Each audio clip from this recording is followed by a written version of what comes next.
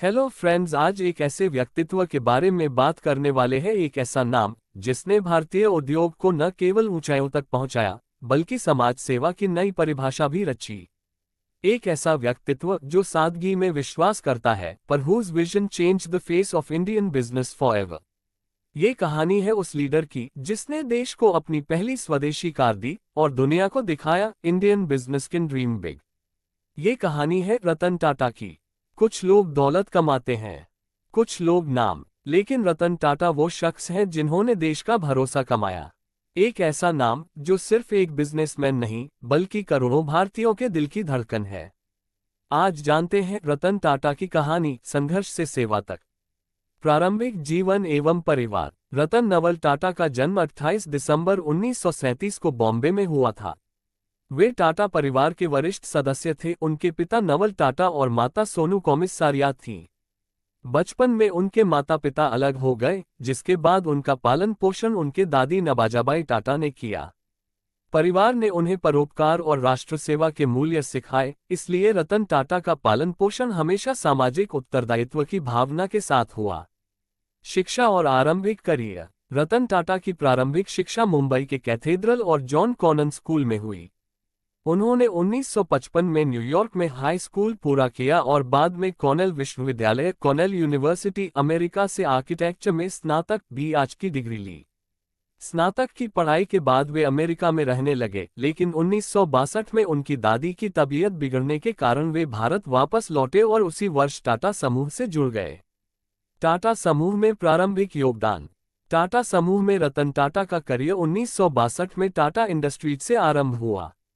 उन्होंने टेल्को, अब टाटा मोटर्स और टाटा स्टील में काम किया और 1971 में national radio and electronics company NREL के निदेशक बनाए गए।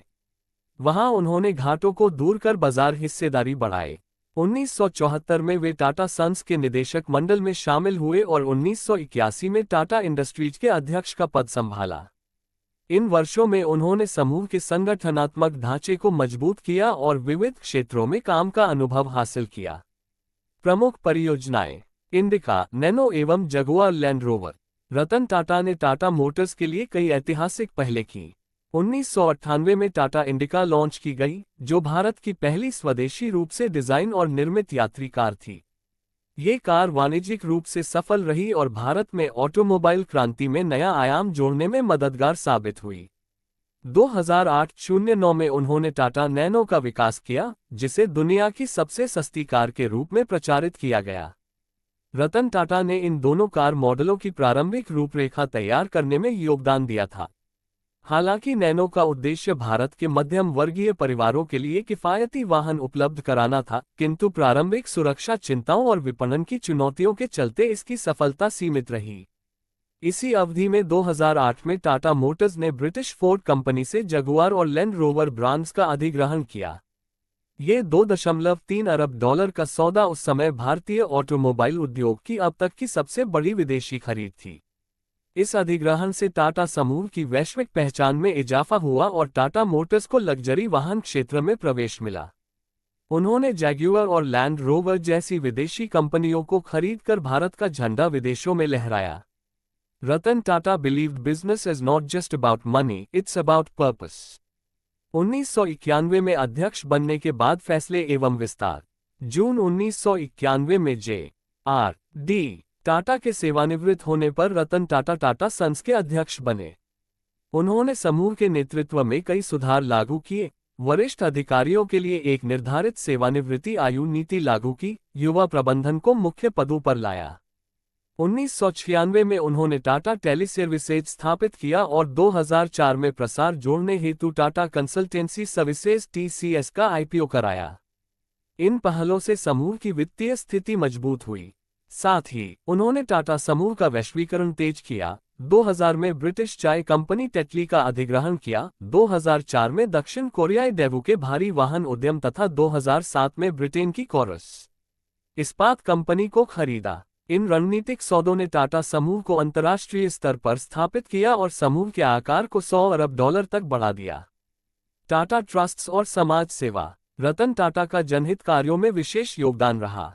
उन्होंने 1965 में सर रतन टाटा ट्रस्ट में ट्रस्टी के रूप में प्रवेश किया और 1989 में इसके चेयरमैन बनाए गए।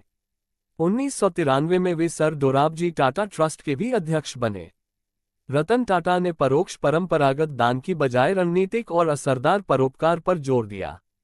उनके नेतृत्व में ट्रस्ट ने स्वास्थ्य, शिक्षा, ग्रामीण विकास और महिला सशक्तिकरण सहित अनेक क्षेत्रों में दीर्घकालिक योजनाएं चलाईं।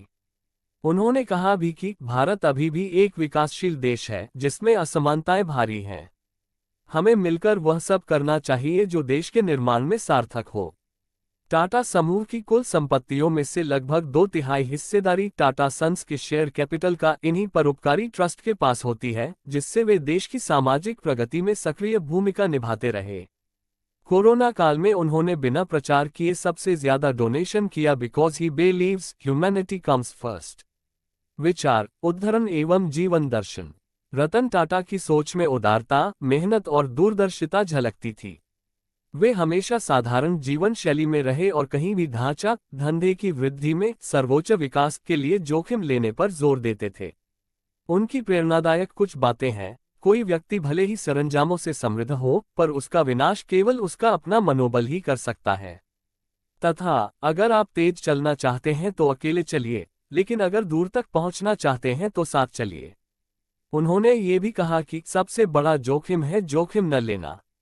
उनके दृष्टिकोण में उदार हृदयता, संपूर्णता और सामाजिक जिम्मेदारी की प्रधानता थी।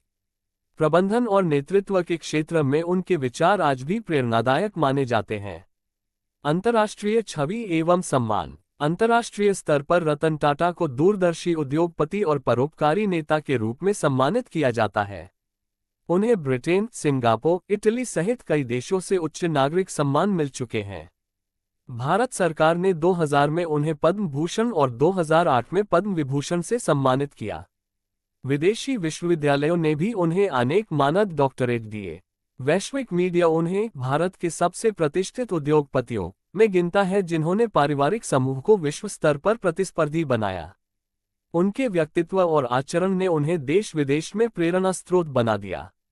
अगर आपको यह वीडियो अच्छा लगा तो लाइक, शेयर एंड चैनल को सब्सक्राइब जरूर करें।